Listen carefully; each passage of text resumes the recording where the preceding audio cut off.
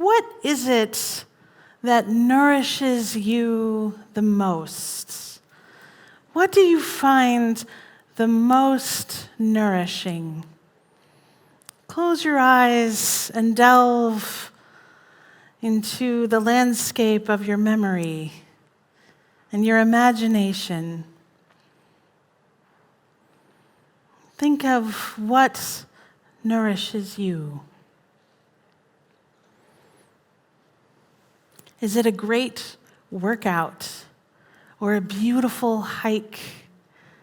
Is it a good snuggle with your loved one or with your beloved pet? Is it the experience of going out and seeing live music? What is that thing that is foundational to your good nature or to your mental stability? That thing where if you go for too long without it, you start to wonder if your center will hold. For me, it is feast. I remember the word from a stone that I received at a threshold moment. It was the night before my wedding day. I was in my friend's backyard, surrounded by a circle of my closest and oldest friends, and my sisters too. On all of them, were holding in their hands a smooth stone, upon which they had written a blessing for me as I transitioned to life as a married person. And in silver pen, my friend Alyssa had written on a tan river stone that single word in all capital letters, feast. If there is a heaven, see, I believe it is a large round table at a very authentic Szechuan restaurant. The kind with the mala flavor, the numbing peppercorns. There's a giant lazy Susan in the middle, and all my family is there, and all my close friends, who my sons call Framley. They say, is this person Framley? And really you are there too. And the lazy Susan goes round and round as we share dishes, and the evening continues, but the conversation, it never falters. And we talk late into the night, laughing, sometimes occasionally breaking out in song, raising a glass in toast and praise to one another. And as each dish arrives to the table, there's a collective ooh. And we tell stories all late into the night, and there's candles at the table, and this is just what makes life worth living for me. We pass the dishes around and around until they are gone and everyone is satisfied. It's that song sung by the Highwomen. I want a house with a crowded table. You know that song? And a place by the fire for everyone. Growing up, whenever I went out to dinner with my family, as a family of 6, which was actually very infrequent, we always shared 3 dishes between us. It was the loaves and fishes. It was always enough. We might make ample use of the free chips and salsa, or the free side of rice that came with the dish, or the complimentary crunchy breadsticks stacked in the glass at the center of the table. But one way or another, everyone would be fed. But not everybody would receive their own dish. This really is heaven. It's the one where everyone is welcome to the table and everyone has enough. And for me, the most difficult thing about the 2.5 years of pandemic was the absence of the feast. In our family, we even tried it a couple of times. There was a Passover dinner we attempted, I think at one point, that was canceled because someone wasn't feeling well. There was a Christmas Eve night where some friends and I huddled around card tables in the freezing cold darkness and tried to eat potluck style, but we were too far away to hear each other very well. But really, I'm not so concerned about the karmic retribution of becoming a hungry ghost in the afterlife. No, I am more concerned with this life. And I wonder if there are times when we may feel like that hungry ghost, always wanting more, never able to reach the abundance that is right there within our grasp. My friend, Reverend Sherry Holiday Kwan, speaks of hungry ghosts as a story from the Chan Buddhist tradition, reminding us of what can happen when we, in this life, are surrounded by everything we need, but somehow we're not able to take it in. We're not able to know that feeling of enough. Now, I don't know about you, but at my house, the Christmas present lists have already begun and are already on the refrigerator. We worry, we fret that we will not get what we most want, that our desires will be judged as too much or not right. But then what if we do receive what we desire?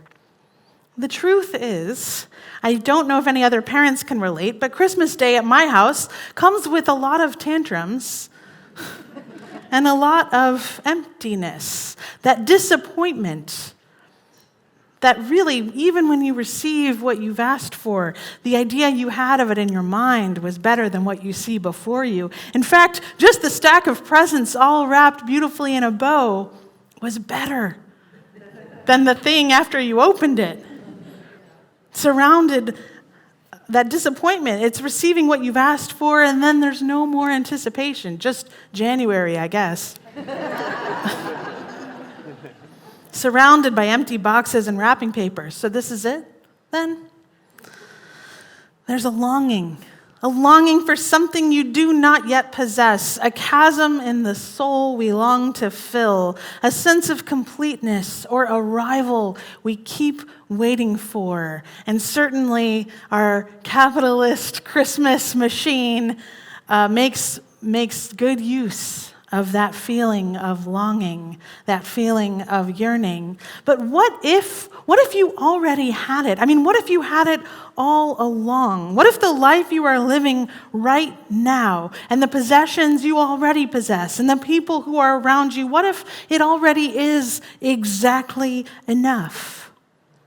See, sometimes I must admit this sense of striving for more, I mean, it can be motivating. It's not all bad. It can offer purpose and momentum so powerful that it calls to you with vigor. It can throw you a lifeline in a difficult time. I mean, for many of us, this building was like that in the pandemic. As the world was shifting and becoming more terrifying and chaotic, it was helpful to focus on a capital campaign. And after that, to renovate a property. And we did. We did, in fact, triumph. And now the building is here, and we are here. And in some ways, I think we are in danger of finding ourselves knee-deep in empty wrapping paper and empty boxes, missing the blessing altogether. We may find ourselves in danger of feeling like this is it. That's the relentless ascension calling to us like a hungry ghost. What's next? What more are we not doing? What else could we have? What's missing?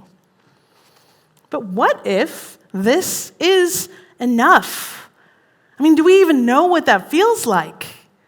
To be enough ourselves and to have enough. If we don't know what that really feels like, then we are in danger of missing the blessing. You've heard me say this before. But you are enough. And in fact, you have an all-access pass to connect with that thing that most nourishes you.